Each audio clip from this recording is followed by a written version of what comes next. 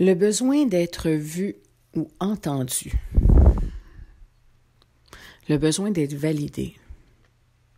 Quand j'y pense, quand je m'attarde, je réalise que la majorité d'entre nous, sinon peut-être même la totalité, en tant qu'être humain, on a un besoin de base d'exister.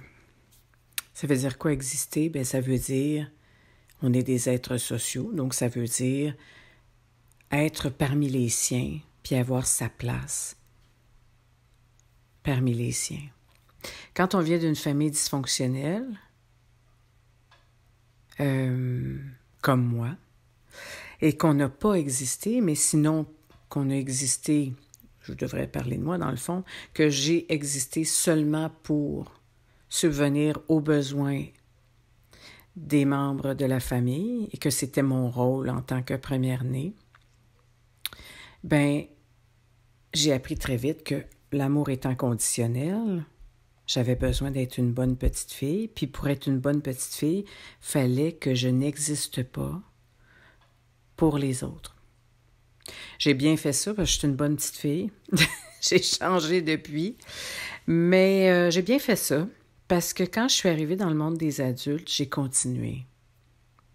J'ai continué et ça a été d'ailleurs la façon dont j'ai établi des liens affectifs, des liens sociaux, des liens professionnels. Je me suis oubliée pour être aimée, pour être vue, pour être validée, pour être importante, pour être entendue, pour être reconnue. Puis à un moment donné, ça a pu marcher, ça, cette affaire-là. À un moment donné, là, une femme s'épuise. Puis je me suis épuisée parce que je me suis perdue. Puis merci la vie, ça a pris un accident. Puis ça a pris de plus pouvoir marcher, de plus pouvoir me débrouiller. Parce que moi, j'étais autonome. Je n'avais pas besoin des autres. Parce que c'est les autres qui avaient besoin de moi. Donc j'avais une mission presque Mère Teresa d'être là pour les autres. Donc, fallait pas que je dépende des autres, puisque les autres avaient besoin de moi. Donc, c'est ça. Puis un jour, j'ai un accident, puis là, c'est moi qui ai besoin des autres. Mais j'ai des économies, j'ai de l'argent, mais je sais pas à qui demander. Fait que je demande pas. Fait que je pleure. La dépression s'installe, puis je comprends pas ce qui se passe.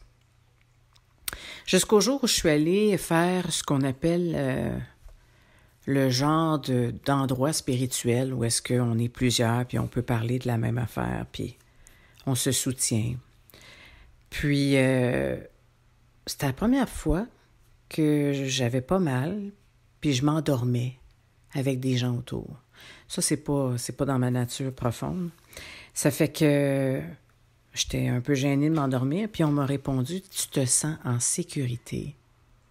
Et j'ajoute à ça, je me sentais en sécurité parce que j'avais pas besoin d'être là pour les gens. Je pouvais être là pour moi.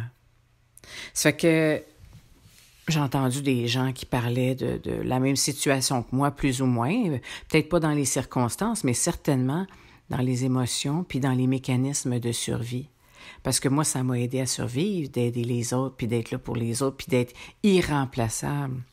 Ça m'a permis de recevoir de l'amour parce que j'étais pas capable d'en recevoir. Mais en fait, avec le temps, je me suis rendu compte que c'était pas de l'amour, c'était des miettes d'illusion d'amour. Fait qu'à un moment donné, bien, quand on prend conscience, on veut mieux, on veut plus, puis c'est ce qui m'est certainement arrivé. Alors, grâce à cet incident qui m'a cloué sur une chaise pendant 6 mois, j'ai été obligée de me regarder. Puis ça a été long, le processus, là. Ça a été long en ce sens où une chance, on ne peut pas prendre conscience de tout le même jour. Donc, ça a été doux, ça a été à mon rythme. Puis, j'ai pu voir que j'avais un comportement extrêmement malsain. Je voulais être admirée. comme j'avais tendance à admirer les autres. Pas les autres, mais certaines personnes que je jugeais, wow, tu sais. Sans les connaître, je jugeais qu'eux autres qui étaient mieux que moi, puis ils l'avaient l'affaire, tu sais. Pourquoi? Parce qu'il y avait la richesse, ou il y avait la minceur, ou il y avait le beau gars, ou il y avait la job la job, là, tu sais. Fait que j'avais tendance tout de suite à les mettre sur un piédestal, même, je dirais, en haut d'une bibliothèque. C'était tellement en haut que j'avais pas accès. Puis un jour, j'ai réalisé, ben oui, t'as pas accès. Puis en plus, ça accumule la poussière, fait que tu vois pas les défauts, tu sais. Fait qu'à un moment donné, je me suis rendu compte que c'est moi qui me créais ça. Et ça, c'est le fun. Ça, c'est le fun quand j'ai réalisé que je m'auto-créais des situations d'inégalité relationnelle parce que je m'époumonnais, je m'épuisais. Je m'auto-détruisais, c'est ça. Je m'auto-détruisais à vouloir être aimée en sauvant les autres. Quand j'ai réalisé ça, la solution est devenue claire parce qu'en fait, c'est ça qui est merveilleux.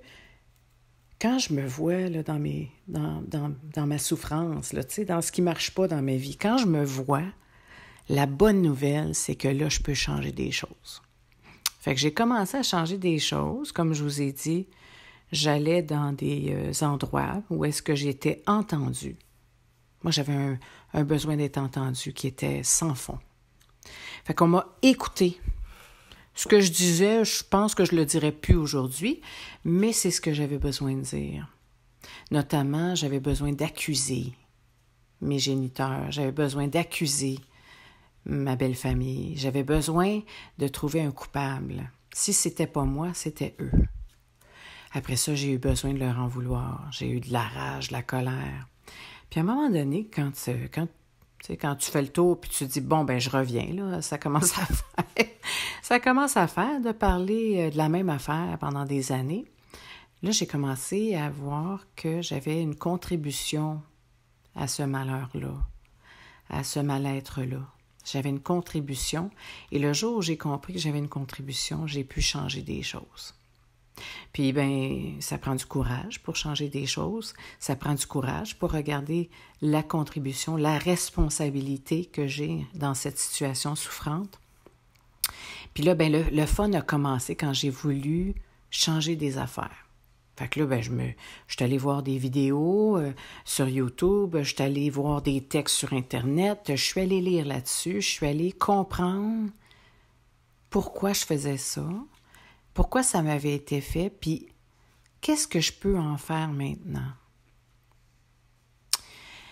Puis aujourd'hui, je suis pas guérie, je suis pas, ça n'a pas nécessairement changé, mais je le gère mieux. Puis aujourd'hui, ben la première personne que je dois entendre, c'est moi-même. C'est moi qui dois m'entendre. La première personne que j'ai besoin de reconnaître, c'est moi-même. C'est moi qui dois me reconnaître d'abord. La première personne que je dois valider, que je dois voir dans mes limites, dans mes besoins, dans mes dons, mes qualités, mais aussi mes mécanismes de survie, dans ma souffrance, dans mes blessures, c'est moi. Puis à partir de là, ce qui est le fun, c'est que le regard des autres prend de moins en moins d'importance. De un, puis deux, ben je peux commencer à vivre ma vie. Je peux commencer à choisir ma vie.